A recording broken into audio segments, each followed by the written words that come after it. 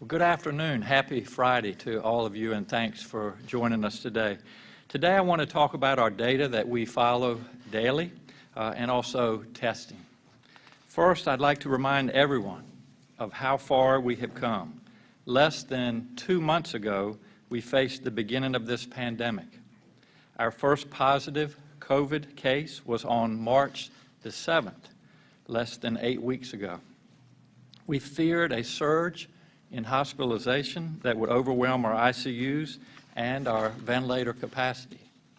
We struggled to get enough PPE as well as supplies for testing, and we were planning to build alternative care facilities. I directed Virginians to stay home, and many businesses temporarily closed or moved to telework and takeout. We stayed 6 feet apart, and we waited to see if it worked. And it has worked.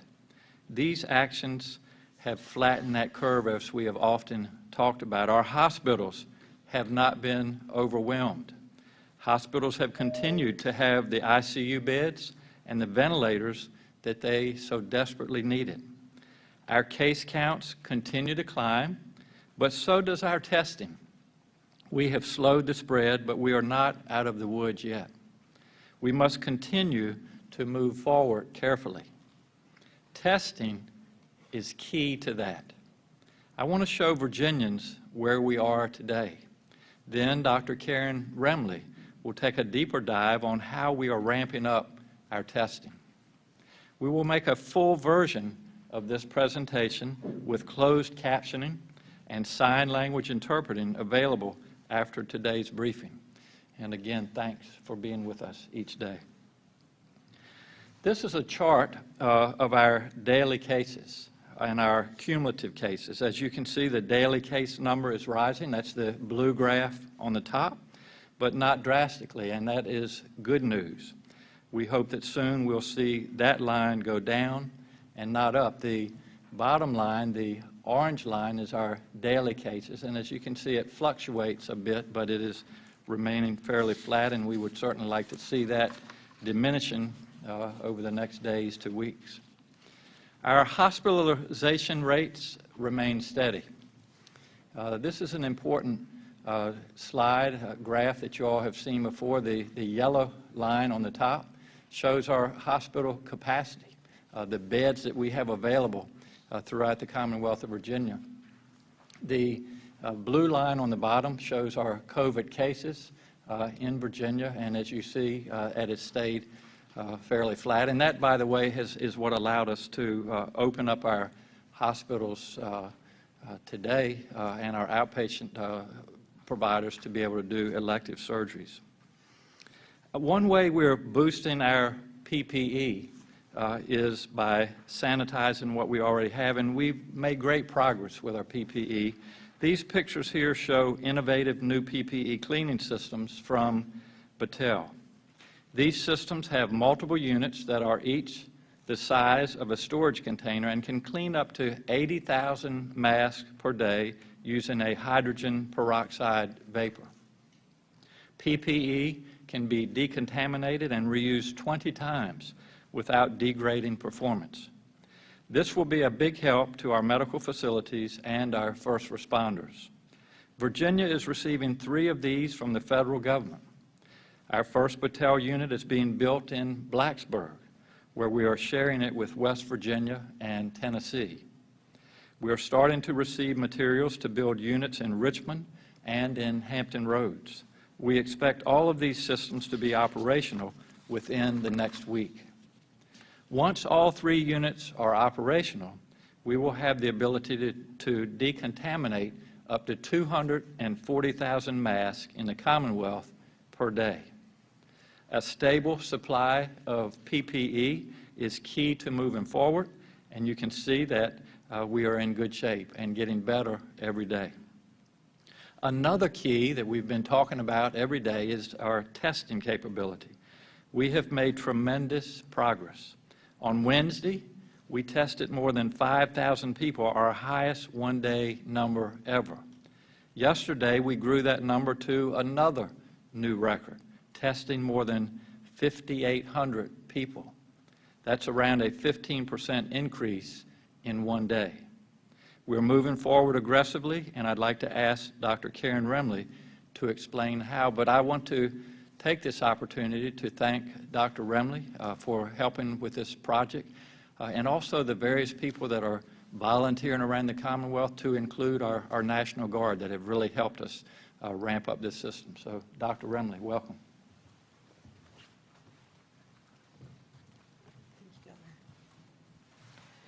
So as you can see, this is just sort of the best way, I think, to be able to show everybody that when you talk about a test, it is not just a test. There are 5 steps that come into play, and if we're going to look at how we maximize testing, we need to think about it from those 5 different perspectives.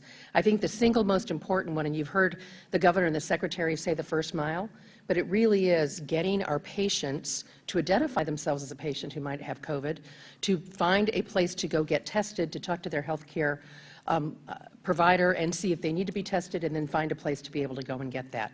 That requires a number of things. They need to know where to go. They need to know why should I go, and they need to know the outcome of when they receive that test. We then also, so we've looked at that, and we've looked at how do we communicate, how do we share. You will see if you go to the website, the VDH website, there is a link to an interactive map where you can put in your zip code, and any doctor, any person from all over the state can see where their nearest public testing site is. Those are everything from, at times, a health department or an urgent care center or a hospital setting or a doctor's office. We are increasing those numbers every day. I was on the phone with the leading clinicians, physicians in our state, and they are committed to making sure those numbers continue to increase. We need to make sure that our clinicians know how to test. And many of you may know that yesterday, well, actually it was the 29th now, the CDC came out with new recommendations on how to test, and that you can take a nasal swab. I can have you have a mask on, I have a mask, an eye covering, a gown and gloves. We stay 6 feet apart.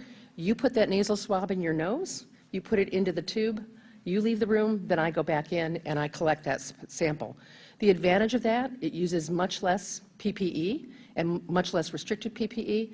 It allows the individual to perform their own test, and we can do it in many more places. So if you think about it, we're going to be able to test not just in congregate settings, in areas where you test a lot of people in a short period of time, but in doctors' offices and clinics across the state. Specimen collection. When we move to the nasal specimen collection, it's much easier because nasal swabs are easier to come by than nasopharyngeal swabs, and being able to test using different kinds of media that don't require storage in cold, refrigerated, makes a big difference to accessibility. For lab tests, we are, as of today, by the end of the day, we will have contracted with 2 Virginia labs and a North Carolina lab to be able to increase our testing through the state up to 3,000 additional tests a day, as identified by priorities by the commissioner. And then lastly, test results, making sure that not only do we have those results come back to the health department so that they can understand and track where our disease is and box it in and be able to think about reopening, but our clinicians also know what to do and how to talk to that patient after they get that result back. What does that mean for that patient, that family, that community?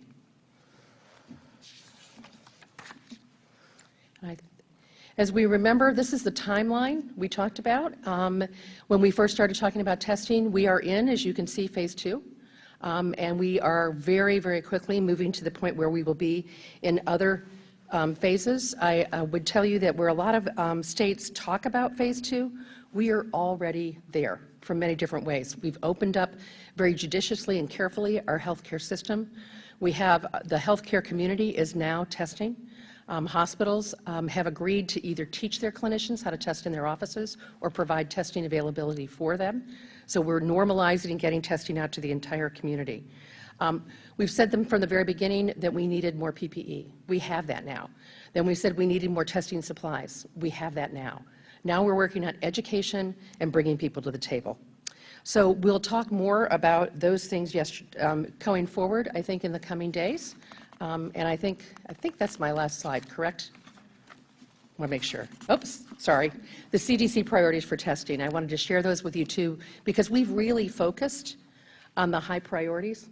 We're now moving into all priorities. The health department, of course, and public health will continue to focus on high priority areas that have impact on communities and on the state, but we're encouraging our clinicians across the state to test anybody who's symptomatic, or if a healthcare provider deems appropriate, to test someone that might be prioritized who's asymptomatic, but you could imagine could be a close contact with someone who is or is very high risk and is undergoing a procedure. Next steps. I don't have my glasses on to be able to see that. I am so sorry. So so local health districts are going to prioritize and implement their plans as they go forward. And then getting more PPE, getting testing up and going, and then also launching a public service announcement and campaign that you can help us with. Because if you think about it, I think the governor said it was March 7th, was when we said to the public, stay inside, this is a very bad disease. Social distancing is the most important thing we can do. Now we know what we want to be able to say is, it's still important to do social distancing. It's still important to wash your hands and cover your face. But if you think you have COVID-19, this is the time to call your healthcare provider, to go online and see where you can get tested, to make sure that you know if you have COVID-19 or not. There is enough PPE, enough testing, and enough things we can do for you, your family, your friends, and your community by identifying that you have the disease. And so it's important for us to change that message, and I ask all of you to help me with that. And I'll turn it back over to the governor. Thank you so much. Appreciate it. Again, thank you, Dr. Remley, for all of your great work. As you can see, we are looking at a number of data points, and they're not always consistent, especially on a day-to-day basis. But the big picture is that we are making progress, and that's good news. We've said from the beginning that our goal is to keep hospitals from being overwhelmed. We have done that. We said from the beginning we need a consistent supply of PPE. We have gotten that. We are testing dramatically more people, as you can see. Our numbers show we're doing that, and Dr. Remley just laid out our plan to test a broad sample of people as we move forward. Everyone wants to know what comes next. We'll talk more about that on Monday, but here are a few things to keep in mind. When other states talk about going to their phase 1 of reopening, look closely at what that means. You'll find their phase 1 looks a lot like where Virginia is right now. For example, some states' phase 1 opens beaches to exercise. We've had that from the start. And when other states talk about how their phase 1 includes elective surgeries, we're doing that starting today. On Monday, we'll talk more about what our phase 1 will look like. And we'll also talk more about the data we're using to inform those decisions. For the press, we'll have a special briefing Monday morning for you to go over that data. Now I want to make another point about testing. I understand that many doctors are not ordering tests for patients because initially it was very difficult to get patients tested. We didn't have enough tests, and so we really focused on a few specific high-risk populations. But now that we were able to do more broad-based testing, we are changing that guidance, moving to a new strategy, if you will. So doctors, if you have a patient who has the symptoms and meet the criteria, we want you to please get them tested.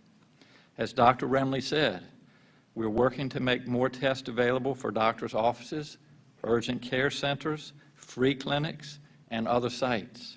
Our goal is to make it as easy as possible for a sick person to get a test in a setting that they trust. And doctors, we are developing guidance that you will see next week on how to treat COVID patients in an outpatient setting, how to safely test, where to send tests, or if you cannot test, where to send that particular patient. Now I want to touch on testing in long-term care facilities. 2 weeks ago, I appointed Dr. Laurie Forlano to head up a task force to ensure that our nursing homes and long-term care facilities have the resources they need to protect patients and staff. This group has been setting up testing for nursing homes and long-term facilities that have 2 positive confirmed cases. From a data standpoint, these tests are called point prevalence surveys. They test everyone in the facility on the same day. This is being done through a collaboration with our Virginia Department of Health, UVA, and VCU Health Systems, and support from our state lab right here in Richmond. Our long-term care facilities can request testing through their local health departments, and I'd encourage them to do so if they have an outbreak. The Virginia National Guard is available to help run these tests if needed. I sincerely appreciate the Guard helping with logistics and supplies across our Commonwealth. If you see them, whether you see their vehicles or the tents that they often put up, it is no cause for alarm. They are here to assist us. They're doing a great job, and they are our friends. I want to end by discussing a few other items. First, this weekend is the Census Bureau's Digital Action Weekend. It is not too late for people to respond to the census, and I strongly urge every Virginian to fill out their census forms online or through the mail. It's critical that we count every person who is living in our Commonwealth. Second, May is Asian American and Pacific Islander Month, a time to celebrate the culture and important contributions that AAPI people make every day. Since the beginning of the COVID pandemic, people of Asian descent have faced increased bigotry and harassment. This month of celebration comes at an especially appropriate time to remind us of how unacceptable that is and how much we value this community.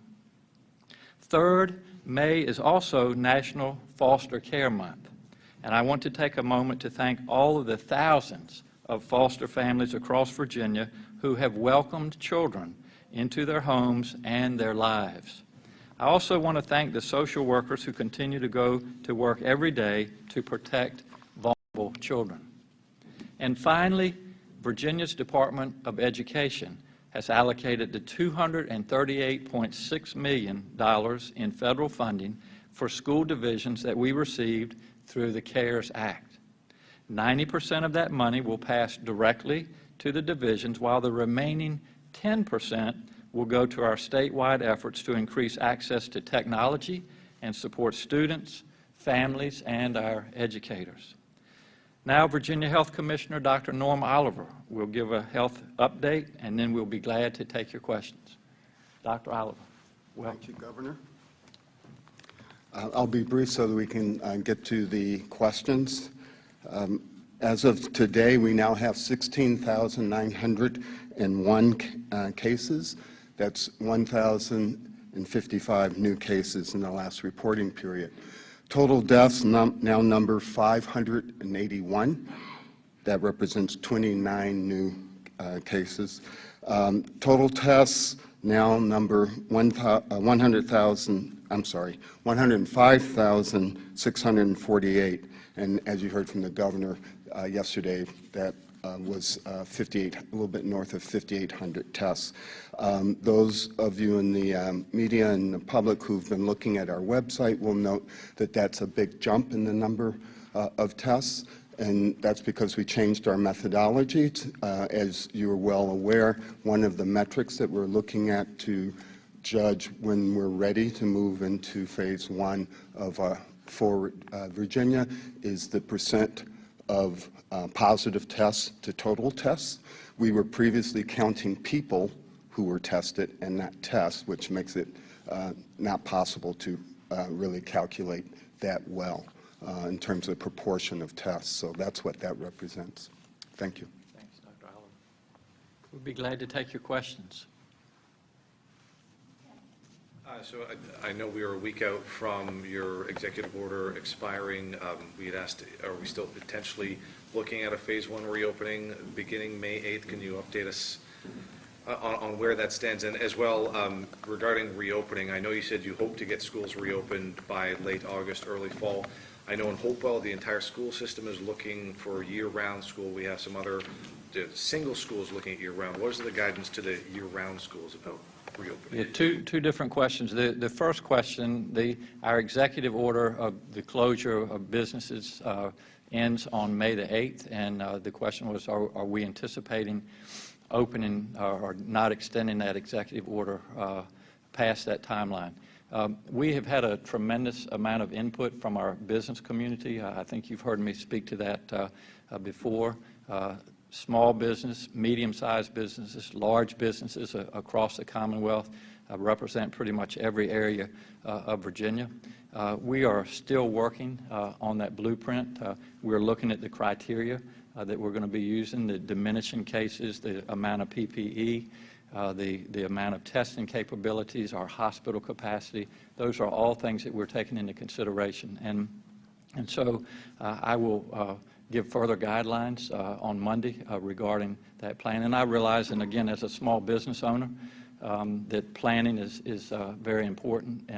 And with that date coming up on Friday, we'll certainly give the guidelines on Monday. So I appreciate that question. And also I appreciate people's patience. There's a lot of data that we're taking into account. And as I've said all along, we're going to do this responsibly, and I'm going to do it to keep Virginians safe, and also to make sure that, one of the points of conversation that we've had with our businesses, and they understand this, is that, consumers need to be comfortable.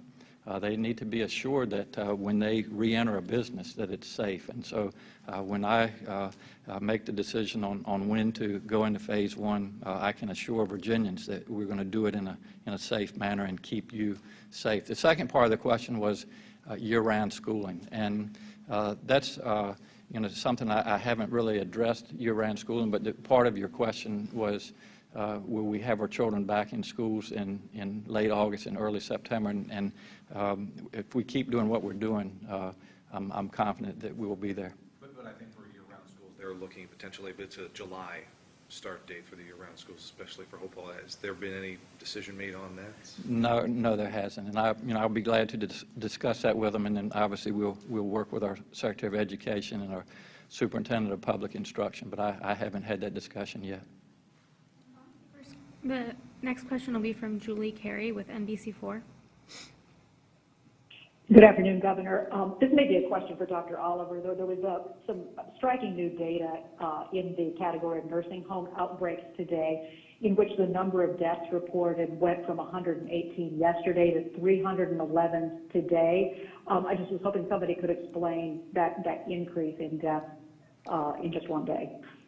Well, first of all, that's not the state of Virginia. Is that nationwide? No, that was in our data today. I'll let you. You want to take that, Lori? You want me to take it? Thanks.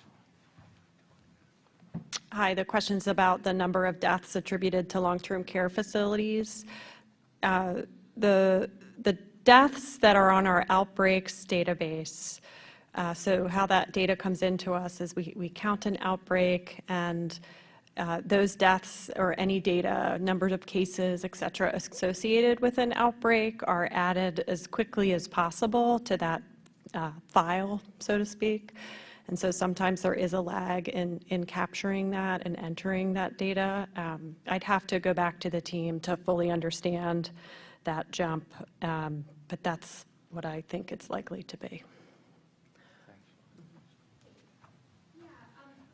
NPR did a nationwide survey of contact tracing capacity in the state, and there was actually no data available for Virginia. So I was wondering if you could give us an update on the number of contact tracers we have and more on that program in general. Sure, that's a great question regarding contact. As we've said all along, this is the process as we move forward is about screening individuals, then testing, and then being able to track throughout Virginia where the cases are, whether they're hot spots or not.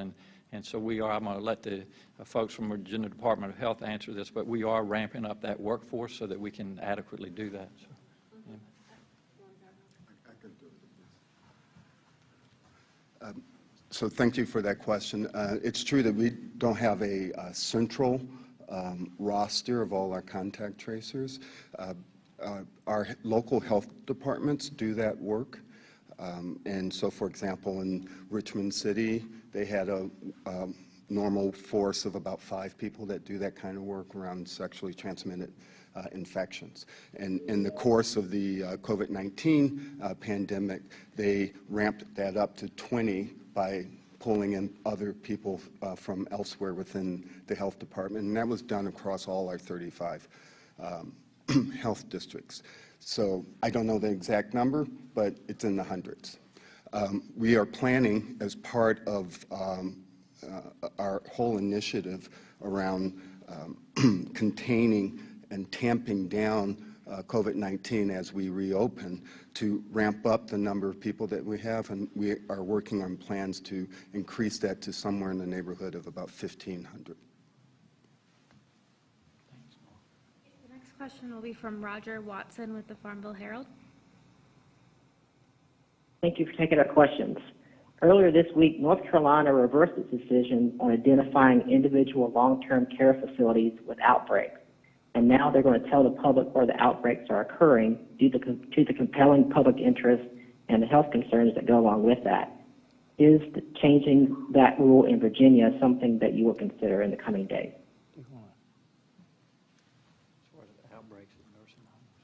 So the question is whether we will consider changing our current policy of not naming the specific long-term care facilities that have outbreaks.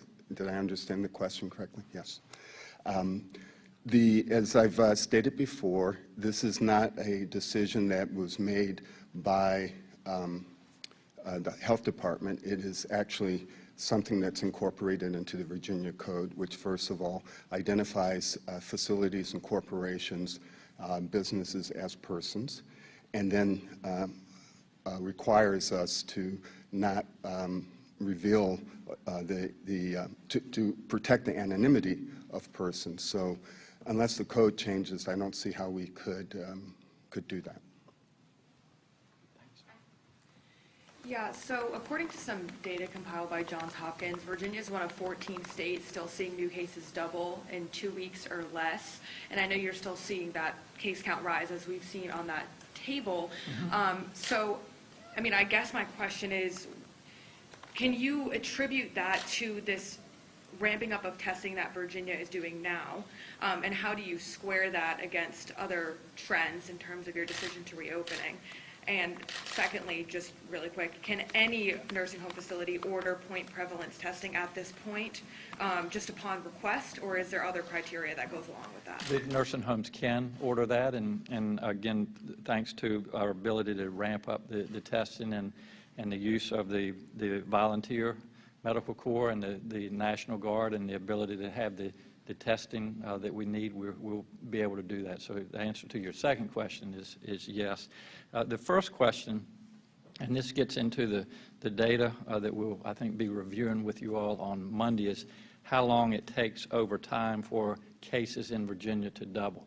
And that's continuing to widen, which is a good thing. It hasn't certainly slowed down as much as we would like it to, but it is taking longer. As if you go back and look at the beginning of the graph, and I don't have that particular graph today, but it was taking 2 or 3 days to double, and now it's like 9 to 12 days. So as we get farther out, as that curve has flattened, it takes longer for the number of cases to double, which is a good thing. But I guess, like, my question is, do you think that can be attributed to the fact that we're ramping up testing? Like, could that be altering the picture of the new growth cases? And how, do you know what I'm saying? Yeah, Dan, do you want to? Or actually, I'm going to phone a friend. How about that? All right. Yeah, is the increase in cases attributed to increased testing? Is that your question? Yeah, I think it's likely a combination. I think that's what I'd say. It's we're working on teasing out the data so we can better understand what proportion of increased cases is because of the testing increase. But I think it's likely a combination of both. I think we are still seeing case counts go up, but yes, you're correct. A proportion of that's because we're testing more people. The next question will be from Taj Simmons with WSLS. Yeah, thank you again for taking our questions. My question is, Governor, you've talked in the past about reopening the state by region. Where are you right now in planning that out? And Can you give us a better idea in how that will be implemented if this is the way you go about things? Yes, the question is about opening up certain parts of Virginia by region earlier than other parts, and we've gotten a lot of really good input from our businesses across Virginia. And as I mentioned, I believe at our last conference, we have representatives from Abington. We also have representatives from Pulaski, and also a statewide company that has business throughout Virginia. I also would say that I've had great input from our legislators who represent that area, and also our congressmen. We had a phone call last night with all of our Virginia delegation, which went very well. And what I would say regarding opening up one region before the other, there are pros and cons to all of the options. Nothing is exactly straightforward. And I'll give you one quick example of a concern that a business out in the Southwest had, and that is that if they are to open their place of business and, for example, another more dense populated area in Virginia doesn't, it's not that difficult to travel around Virginia on our interstates, and it may be 2-3 hours away. And so their concern was, well, what if all these folks from another area of Virginia that perhaps even is a hot spot in Virginia come to our places of business, we have reopened, then we have to backtrack and close our businesses down again, and then we'll never be able to recover from that. So we're taking all of this into consideration. I've had folks that have provided input from the faith-based community that want their churches to open earlier. So a lot of people have contributed to our decision making. We're continuing to work through that plan. I'll be working on it through the weekend, and as I said earlier, I will give all of Virginia more guidance on that on Monday. Governor, I want to ask you about the pandemic unemployment assistance program for Virginia workers, and some folks who've been reaching out to us say they haven't seen any of that money yet, even though your office talked about it maybe on the 10th of April. So walk us through what's going on with that. Do we have any? Is anybody here from? Megan's not with us today, I don't believe. Henry, your question is on folks that are applying for unemployment. Let me just address it from a couple different angles. I know a lot of people have received checks. I'm sure there's some out there that are still waiting, and I regret that because everybody relies on financial assistance. We have had around close number 550,000 individuals in Virginia apply for unemployment. And our VEC has literally been working around the clock. They've updated their system that they take these applications through. While things have improved, they've just literally been inundated. And as you probably heard me say before, in 1 week's time, they had more applications for unemployment than they had for the entire 3 years previously. So we've increased the number of individuals that are working there. Again, we've updated our computer system, and we'll continue to do it as best we can. So I know there's a website that individuals can go to if they feel like they've applied and they haven't received any word yet. I would encourage them to follow up. But we'll continue to do everything that we can to get the resources to them. Yep, the next question will be from Robert Sorrell with the Bristol Herald-Courier. Yes, thank you. As you consider reopening businesses in the state, some small businesses may not be able to reopen. What is the state doing to assist those small businesses? Aubrey, you want to, or one of you want to talk about what we're doing? Yeah. Thanks, Clark. The question was what the Commonwealth is doing to assist small businesses that might not be able to open. Earlier in the press conference, the governor mentioned to look at what states are doing when they had their phase 1 reopenings, because Virginia has a lot of those measures already in place. And one of those is that Virginia did not try to articulate every business under the sun and classify them as essential or non-essential. Some states did that, and I think they ran into trouble when they tried to produce those lists. We came out with a very defined list of non-essential businesses where there's a lot of human interaction and there's a lot of touching, barbershops, nail salons, tattoo parlors, breweries. And we closed those up until May 8th, and the governor will have an update on Monday as to how we look to responsibly phase in reopening those. We did not close other retail that's non-essential. So your toy store, your clothing store, as long as they can abide by social distancing and keep 10 or under in their stores, they can remain open. And that's really important because other states right now are starting to allow their non-essential retail in their phase 1 to reopen. We've never closed them. And the reason was this: that would be the government picking very deliberately which businesses can open and which ones will close that sell the same product. Take the toy store, for example. If your son or daughter has a birthday coming up and you want to go to the local Main Street toy store, you can do that so long as they're abiding by responsible social distancing. If that store was closed, you might then go to Walmart or Target, which remain open, and sell toys, sell garden supplies, sell TVs, sell clothing.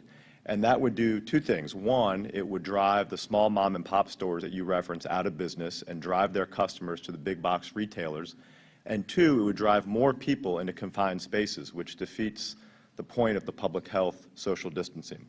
So that's one thing to keep in mind.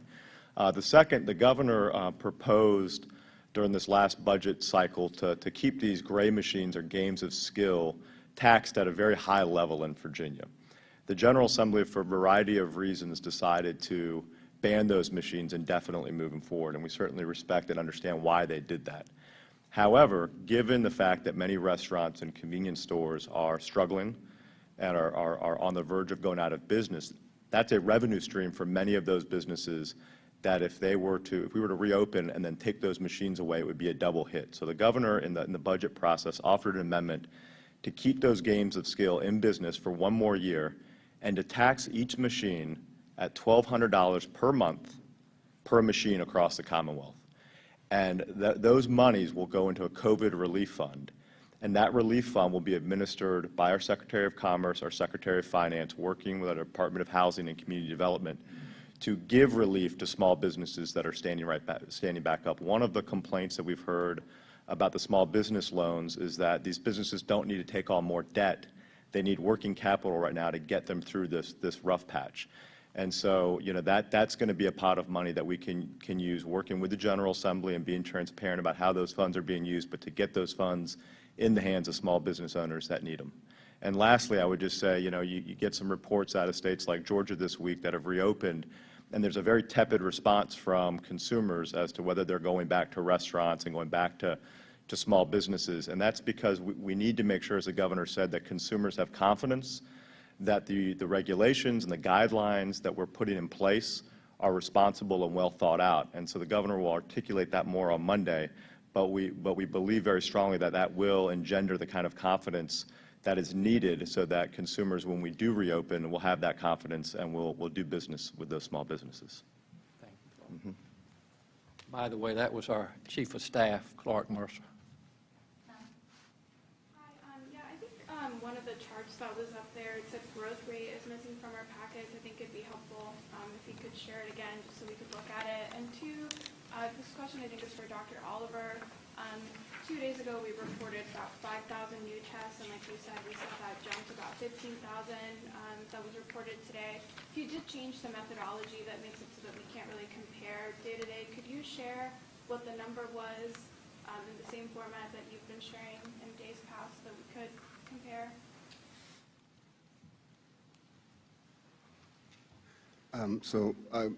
Is the question, can we change it and present both things? We can certainly consider that. I don't know. Going forward, I think, as you will hear from the governor when he elucidates more on the plan,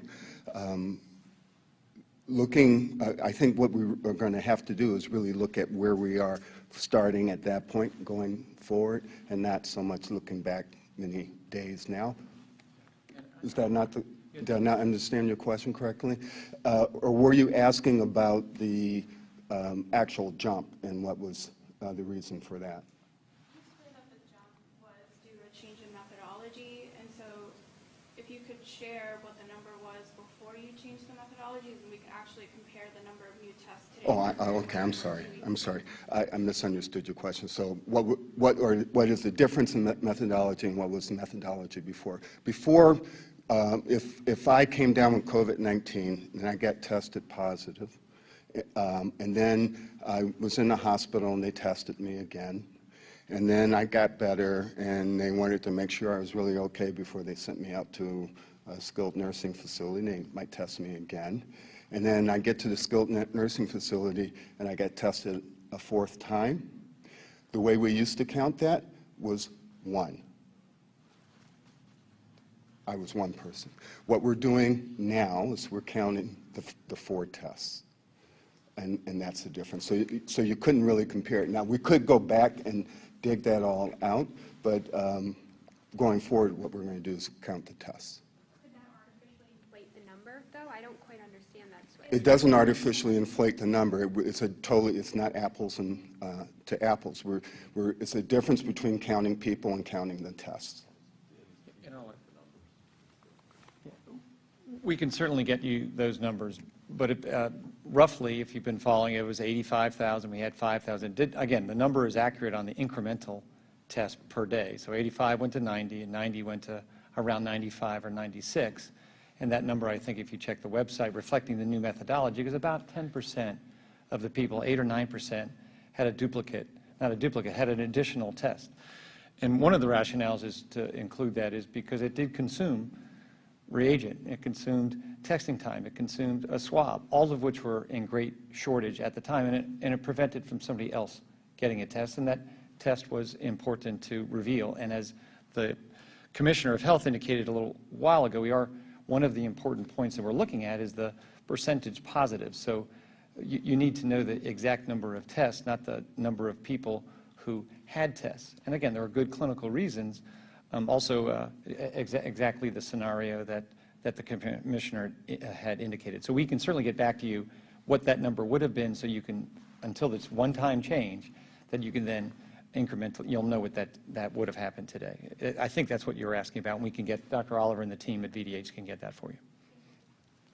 Just to follow up on that same point, I had heard that in some ways, some states have reported the test the new way that you're doing, but they've done that all along, and that might account for why Virginia kept showing up as one of the least, doing the least number of tests. I don't know if that's true. But. And there is, the question was, may that have been one of the reasons why Virginia was slightly lower? We were about 10% less than, for example, North Carolina for a lot of their time. And the answer is we haven't done a survey of the 50 states or in District of Columbia, but we will make sure we do check in with what other folks were doing. We realized for Virginia that change in methodology made a clear sense because we want to make sure that other number that we're reporting, because so many folks are focusing on that as we move into the phases. So as one of the important indicators. So we intend to see what other methodologies other states are doing. There's not a standard methodology. For us, it made sense because these are tests done on separate days, by and large, and they were clinically indicated, and they had a reason to be done. If a patient had a clinical syndrome in the early days that looked all the world like COVID-19, but they were negative, and they started having the basal pneumonia that patients develop often as if they get sick, then the hospital would check them on day 3, and some of those were positive. So those were clinically indicated tests, and there were new clinical scenarios that justified the use of new resources. So we intend to find that out. But on the other hand, we are very forward-facing. Our focus was on the hospitalized sick folks, as Dr. Remley and the governor have indicated. We're now broadening that that focus to rapidly increase the amount of testing in Virginia as we go into the phasing and the criteria that the governor and the chief have talked about. Governor, as we move forward, you've assembled teams to kind of work with data and the elderly in the nursing homes. Would you consider maybe a kind of a hardcore team that could help minority businesses as we move toward opening, if you will, also addressing some of the health disparities. As many people know, there are special concerns for people of color, and even to make sure that the funding that you get gets to people of color who need some of that funding. In some of these federal issues, sometimes people of color never got to see that money. Yes, great questions. And Tracy DeShazer, who is our Deputy Secretary of Administration, or excuse me, Commonwealth, is with us today. And I'm going to let her come up and maybe just review some of the different commissions, committees that we have that are already doing good work. For example, like the Health Equity Commission. As you know, we have an officer, first one in the country, of diversity and inclusivity. So, Tracy, would you like to elaborate on some of what we're doing? Appreciate it. So to restate the question is around, is there going to be a specific group to address minority businesses and the concerns that minority businesses may have, and then also the health disparities? So what I will share is that there is a health equity work group. This group is spearheaded by the Health Equity Leadership Team that includes Dr. Janice Underwood, who does serve as the Commonwealth's Chief Diversity, Equity, and Inclusion Officer. Additionally, on that particular leadership team, there is Curtis Brown, Dr. Lauren Powell, and Sable K. Nelson. Dr. Lauren Powell and Curtis Brown are both with the Virginia Department of Emergency Management, and Sable K. Nelson serves as the acting director of the Virginia Department of Health's Office of Health Equity. And so that particular team really is working, I would say, throughout each of the different work groups that have already been established to ensure that equity stays at the forefront of all of our efforts, whether that be to support minority businesses or to address health disparities. More information on that team is available on Dr. Underwood's website. That can be found through the governor's website at governor.virginia.gov. Additionally, more information on that work group, the Health Equity Work Group, is found on the Virginia Department of Health's website. And there you can find the specific initiatives that they are focusing on. Currently, they have been collaborating with facilities as well as localities to do some targeted testing. But again, more information is available there, and that leadership team can speak directly to their efforts. And the funding piece, making sure that the funding gets to the minority community, and could maybe members of that group be at this conference to take questions? Wonderful. We've certainly taken note of that. I would say for the funding piece, I'll turn that back over to our Secretary of Commerce and Trade and our Secretary of Finance to address that. Thank you. Thanks so much, Tracy.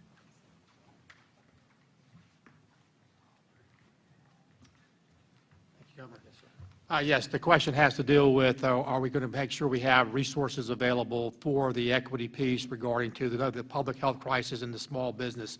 And the answer to that is certainly yes, and that can come in a variety of different opportunities for us. There are federal monies, stimulus monies that can be used for those purposes. Obviously, you heard the Chief of Staff talk about there's some monies the Governor has put in the budget that can be set aside for those purposes. And in addition, our general fund and just the normal budget process we go through. So we're keenly aware of all those needs because of the emphasis put on by the Governor and Dr. Underwood and her team, and I can just assure you that those will be assessed when we're making the decisions to put revenues, which you all know are in short supply right now because we're facing the same thing that the rest of our businesses are across the Commonwealth. But that is a priority, and they will be prioritized in making sure we're addressing those. Thank you. Sure. Yes, I should have also mentioned too, thank you, Chief, that our Northfield distributor manufacturing company we have used for the PPE. They're minority owned. They're not a minority owned contractor because not only 50%, but we purposely identified them, and they have done a marvelous job for us in terms of our supply chain and stuff. So that was overwhelming in our first decision to make sure we had participation from the minority community from the very beginning. So thank you. Well, again, thanks to all of you for joining us today. It's Friday, and I'd be remiss if I didn't give you a little bit of homework to work on over the weekend, and that is to continue doing what you're doing because what you're doing is working. And I know it's difficult. I know people are making sacrifices out there, but but continue to keep your physical distancing 6 feet apart. Continue to stay in gatherings of less than 10 people. Continue to wear your facial protection when you're out. And if you do have essential travel, if you do need to go somewhere, that's fine. But otherwise, try to stay at home. Enjoy your time with your family. And again, the things that we've been saying all along, the covering your face if you need to cough or sneeze. And really, as I was on a call this morning, they wanted to know as a doctor what did I think was the most important thing. And this is an aerosolized virus. That's the way it's transmitted. And really, when it gets on our hands, and then we all, whether we know it or not, bring our hands to our face numerous times a day. But wash your hands as frequently as you can. Use hand sanitizers. These are the things that will continue to minimize the spread of this virus. And continue also to take care of your friends, your family, your neighbors, those that need our help. We're all in this together. So that's your homework for the weekend. My homework and my staff's homework is to continue to reach out to our businesses, to continue to assess the data, continue to look at our supply of PPE, our testing capabilities, and provide you the guidelines that you need as we hopefully enter phase 1. And I will give you those guidelines on Monday. So again, I hope you all have a peaceful and restful weekend, and we look forward to being with you on Monday. Thank you all so much.